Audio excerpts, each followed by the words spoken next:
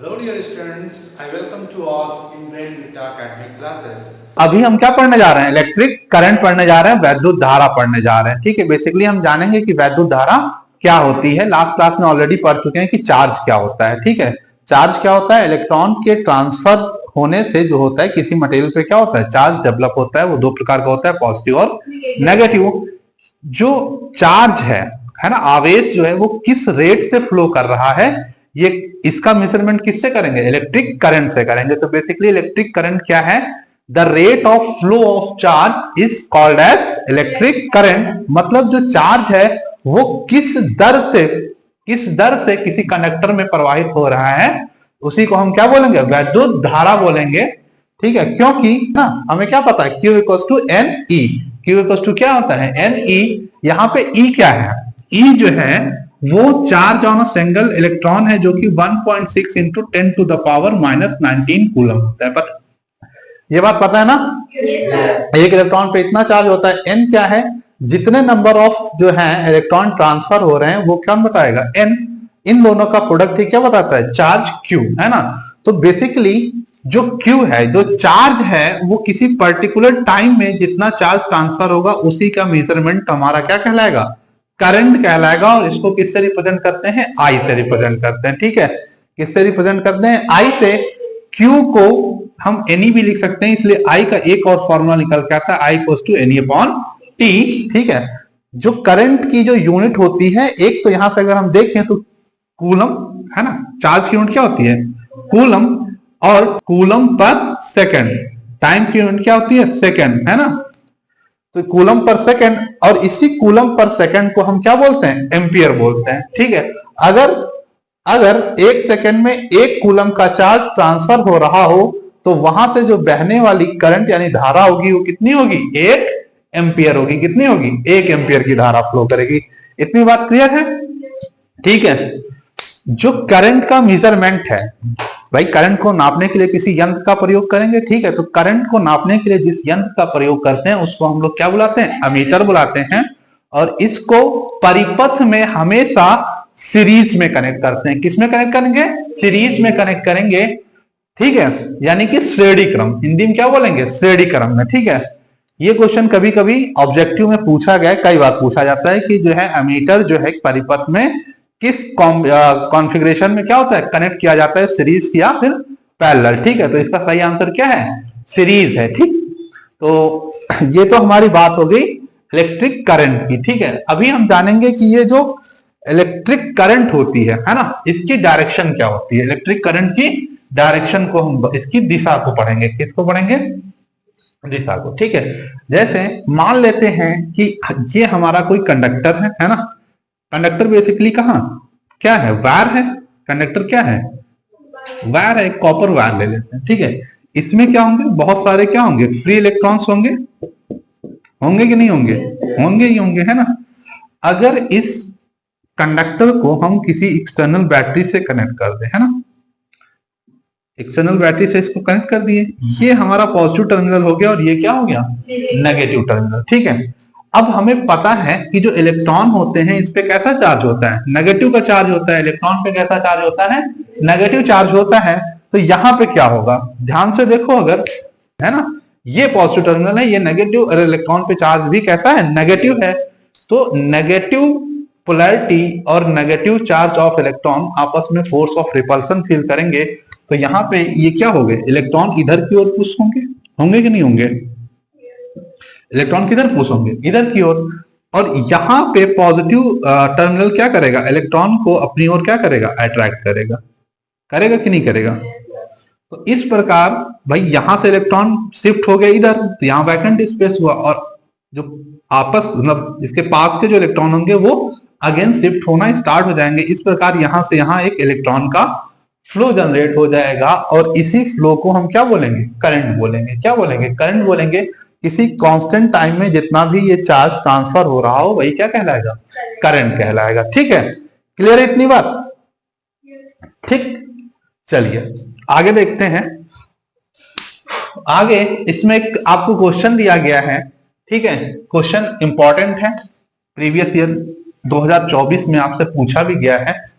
ठीक है, जो एम्पियर क्वेश्चन है ampere second is the unit of, ampere second किसकी इकाई है ना, किसकी इकाई है, चार्ज की। तुम्हें इसमें दिया गया है चार्ज की। अब क्या होता है, हमको फॉर्मूला पता है, Q इक्वल टू क्या होता है, Q इक्वल टू एनी भी होता है और Q equal to I T भी होता है ना, क्योंकि हमने अभी पढ़ा था कि I इक्वल टू कितना हो जाता है, Q अपॉन T। तो इस T को अगर इधर ले आए तो Q इक्वल टू क्या हो जाएगा, आई टी। तो जो करंट है I की यूनिट क्या है, एम्पियर, करंट की यूनिट क्या है, एम्पियर, और टाइम की यूनिट क्या होती है, सेकंड होती है। क्या होती है, सेकंड। तो चार्ज की हमारी एक यूनिट और निकल के आएगी, क्या, एम्पियर सेकंड। एक तो कौन सी होती है, कूलम, कूलम होती ही है ना, उसके अलावा इसकी क्या होती है, एम्पियर सेकंड। क्लियर है इतनी बात, ठीक है। The charge on a single electron, एक इलेक्ट्रॉन पे कितना आवेश होता है, ठीक है। ये भी इंपॉर्टेंट क्वेश्चन है और बेसिकली कई बार पूछा गया है, ठीक है, कि एक इलेक्ट्रॉन पे कितना चार्ज होता है। तो एक इलेक्ट्रॉन पे कितना चार्ज होता है, नेगेटिव का 1.6 into 10 to the power minus 19 coulomb. कितना चार्ज होता है, नेगेटिव का 1.6 into 10 to the power minus 19 coulomb. यहां पे ध्यान देना, एक ऑप्शन पॉजिटिव का भी गिवन है, ठीक है, लेकिन पॉजिटिव वाला जो होता है ये तुम्हारा प्रोटॉन का है। किसका है, प्रोटॉन पे। इलेक्ट्रॉन और प्रोटॉन पे सेम चार्ज होता है लेकिन अपोजिट पोलैरिटी का, प्रोटॉन पे पॉजिटिव और इलेक्ट्रॉन पे नेगेटिव, ठीक है। तो तुमसे किससे पूछा गया है, इलेक्ट्रॉन पे, तो सही ऑप्शन क्या होगा, नेगेटिव का 1.6 into 10 to the power minus 19 coulomb, ठीक है। सी का मतलब होता है कूलम, ठीक है। अगला क्वेश्चन है the unit of electric charge, electric charge की यूनिट क्या होती है, कूलम होती है, सभी को पता है ना। आसान सा क्वेश्चन था। If in t second q charge flows in a circuit then value of current will be, ठीक है। धारा का तुमसे क्या पूछा गया है, मान पूछा गया है। अगर t सेकेंड में q चार्ज सर्किट में प्रवाहित हो रहा है तो कितना हो जाएगा, q अपॉन t, है ना। अभी हमने थोड़ी देर पहले फॉर्मूला पढ़ा था कि जो करंट होती है वो क्या होती है, q अपॉन t। क्लियर इतनी बात, ठीक।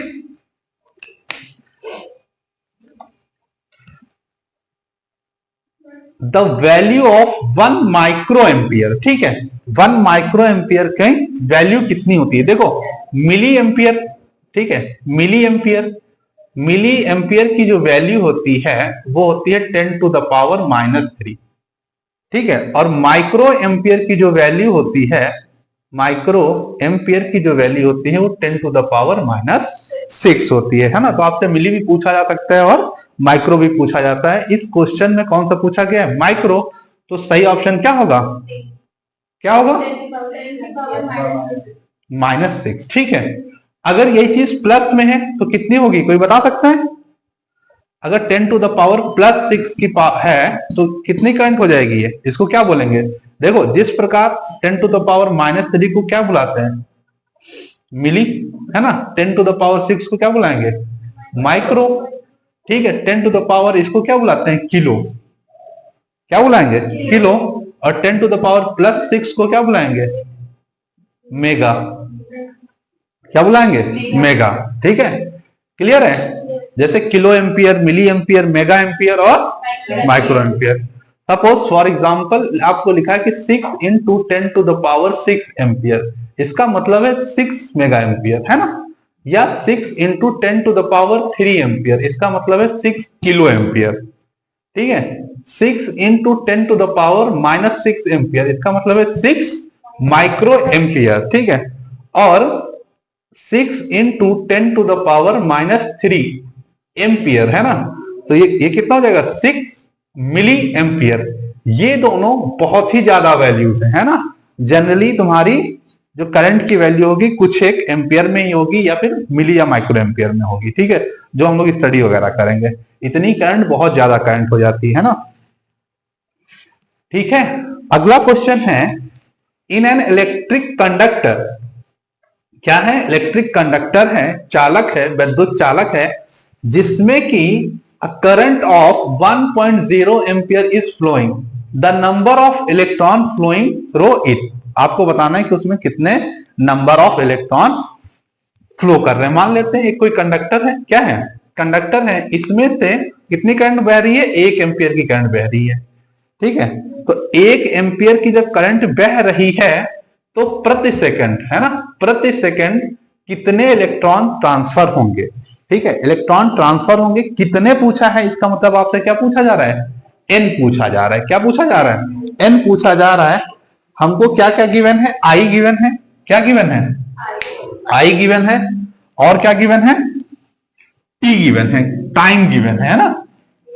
तो I इक्वल टू तुम्हारा 1 एम्पियर हो जाएगा और टाइम भी कितना हो जाएगा? 1 सेकेंड। ये आपको गिवन है, हमको n निकालना है। क्या निकालना है?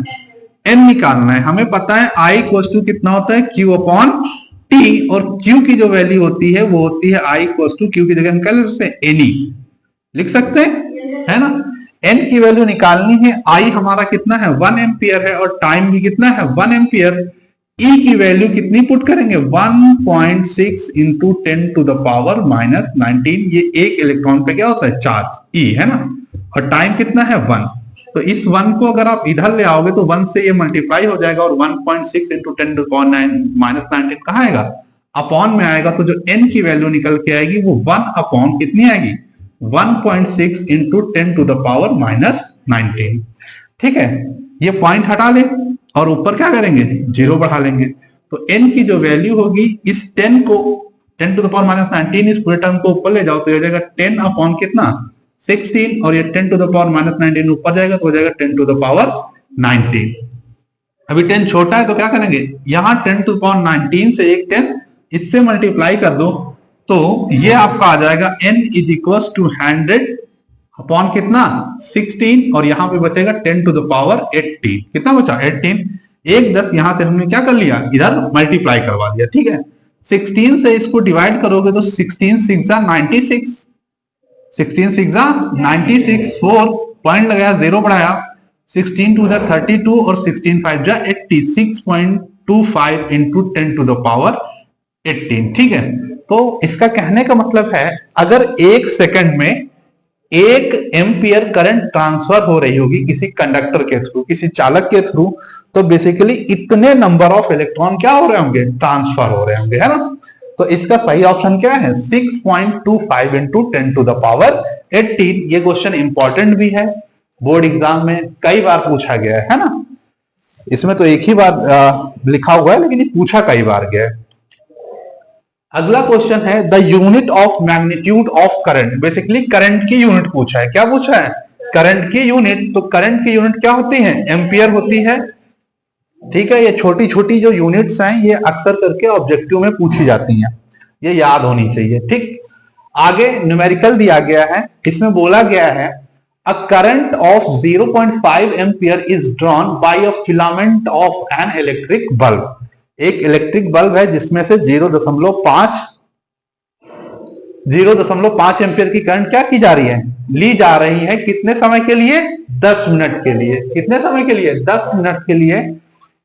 आपको बताना है परिपथ में प्रवाहित होने वाले विद्युत आवेश यानी चार्ज का वैल्यू, है ना, कितना चार्ज बह रहा है। तो हमको पता है इसमें Q निकालना है। निकालना क्या है? Q, और गिवन क्या क्या है? I दिया है तुम्हारा 0.5 एम्पियर। ठीक है, और टाइम कितना दिया है?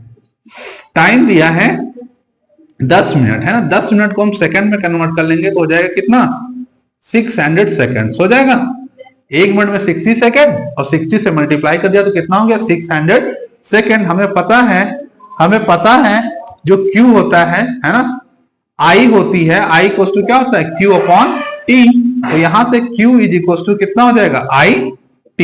Q इक्वल टू कितना हो जाएगा? I T। हमको Q निकालना है। I गिवन है कितना? 0.5, और टाइम दिया है 600। टाइम कितना दिया है? 600। इसको मल्टीप्लाई करोगे तो 5 इंटू 630, पॉइंट से है एक 0 एडजस्ट हो जाएगा तो हो जाएगा 300। चार्ज की जो यूनिट होती है क्या होती है? कूलम। तो 300 कूलम। इसका राइट आंसर क्या आएगा? 300 कूलम। ठीक है, न्यूमेरिकल में आपसे पूछा गया है calculate the value of electric current if 5 into 10 to the power 21 electron are being pass through the circuit every minute. प्रत्येक मिनट में कितने n पता है हमको यहाँ पे, है ना। ये क्या है? नंबर ऑफ इलेक्ट्रॉन है। ठीक, हिंदी में रीड कर देता हूं। यदि किसी परिपथ में प्रति minute 5 into 10 to the power 21 electron प्रवाहित हो रहे हों तो वैद्युत धारा का मान बताना है। ठीक, तो हमें पता है I is equals to कितना होता है Q upon T, तो I is equals to क्या हो जाएगा NE upon T, Q equals to क्या होता है NE, E पता है, N पता है, T पता है, ठीक है, प्रति मिनट का मतलब हो गया T equals to कितना है, T equals to हमारा 60 सेकंड है, कितना है 60 सेकंड। ठीक, तो I हमको निकालना है, N हमारा हो गया 5 into 10 to the power 21 into 1.6 into 10 to the power minus 19 upon T कितना हो जाएगा 60, T कितना हो जाएगा 60, तो I की वैल्यू अगर हम आगे कैलकुलेट करेंगे तो ये कितना हो जाएगा 16 5 जा 80, 8 into 10 to the power यहाँ पे बचेगा 2 minus 19 प्लस का 21 कितना बचेगा 2 अपॉन कितना 60, अपॉन कितना है 60 है, तो बेसिकली यहाँ से ये 10 है, एक 10 ये और कैंसिल आउट हो जाएगा, तो ये हो जाएगा ऊपर एक 10 मल्टीप्लाई होगा 80 और नीचे एक 0 कैंसिल आउट हो जाएगा, तो ये बचेगा 6, कितना बचेगा 6 बचेगा। तो इसको फर्दर कैलकुलेट करोगे तो 1 टाइम जाएगा और फिर जाएगा 6 3 जा 18, अगेन 2 पॉइंट लगाया 0 बढ़ाया 33 एम्पीयर है, 13.33 एम्पीयर। तो जो करंट आएगी वो कितनी आएगी 13.33 एम्पीयर की। ठीक है, क्लियर है, चलो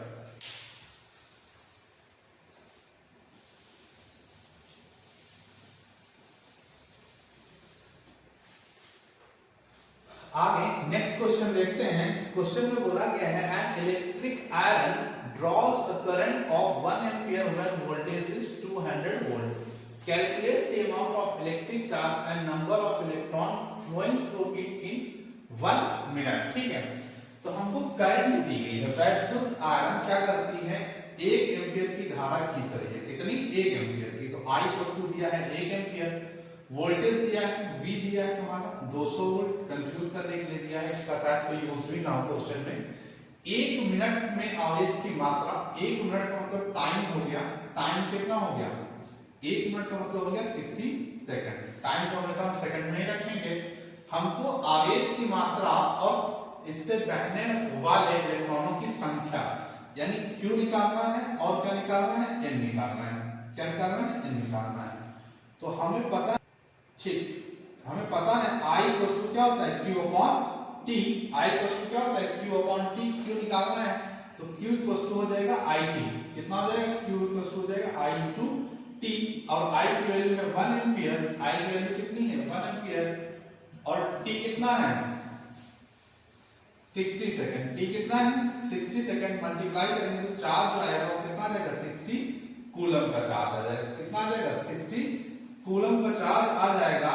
और नेक्स्ट स्टेप में हमको क्या निकालना है N, तो हमको पता है Q इक्वल टू क्या होता है N E, Q हमारा हो गया है 60, N निकालना है और E कितना है 1.6 into 10 to the power minus 19 coulomb का चार्ज, तो ये इधर आएगा N E इक्वल टू हो जाएगा 60 upon 1.6 into 10 to the power minus 19, इसको पॉइंट हटा देंगे ऊपर 0 बढ़ जाएगा, तो N E इक्वल टू कितना हो जाएगा N इक्वल टू हो जाएगा 600, ये ऊपर जाएगा तो हो जाएगा 10 to the power 19 upon 60, 19 upon 60, ठीक है। 10 इसमें अगर हम एडजस्ट कर दें पावर के साथ हो जाएगा 60 अपॉन 16 और ये हो जाएगा into 10 to the power 20, 10 to the power कितना 20। इसको हम अगर कहें तो ये 4 से कट जाएगा, 4 4 जा 16 और 15 4 जा 60 और 4 से 3 टाइम्स है ना, 4 3 जा 12, पॉइंट लगाया 0 बढ़ाया 4 7 जा 28 एंड 4 5 जा 20 इनटू 10 to the power 20, तो कितने नंबर ऑफ इलेक्ट्रॉन ट्रांसफर होंगे 3.75 into 10 to the power 20। Clear है?